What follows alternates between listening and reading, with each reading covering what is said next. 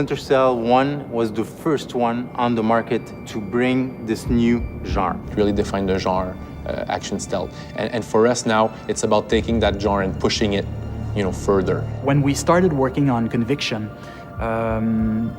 we approached it with a lot of respect because Splinter Cell is a huge brand. I love the old Splinter Cells, but it was time to kind of do something new. We did our homework, so we replayed all the Splinter Cell games. We played all the other games in the genre. As I was playing them, I found them to be a lot frustrating. I didn't feel like the guy that I was supposed to be. In reality, that kind of fantasy of playing like this kind of stealth agent, if you're spotted, it shouldn't be like mission failure, Like it should just be that kind of next step of the evolution of the action. With Conviction, we brought this new layer of action. Stealth games, they can be permissive and they can be spectacular. And how we do that, it's by allowing players to go into an action loop and then come back into stealth. The gameplay loop that we have in Splinter Cell Conviction is what we call PEV. Prepare, execute, and vanish. It perfectly describes the new gameplay that we are bringing forward. It's not you play stealth or you play action, you play both at the same time. What we're really allowing you to do now is approach these missions however you want. This is what I want to do, this is where I want to go, bang, I do it.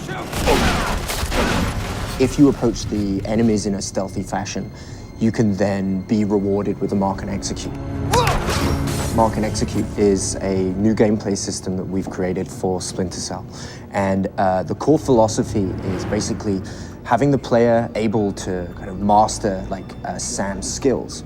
Like you have classic scenes in movies when people breach a room, pull the pistol out, bang, bang, bang, 3 shots will kill 3 guys. We want the player to be able to experience that kind of thing. Basically, when you're in the shadows, you can observe the enemy and prepare your plan or your tactic. You have a look around, see which enemies you want to target, bang, click the right bumper, Mark appears on his head, go for the next guy, Mark appears on his head, and then at any time you want, when you're in the right position, press Y, and then you'll unleash like a barrage of bullets at these guys.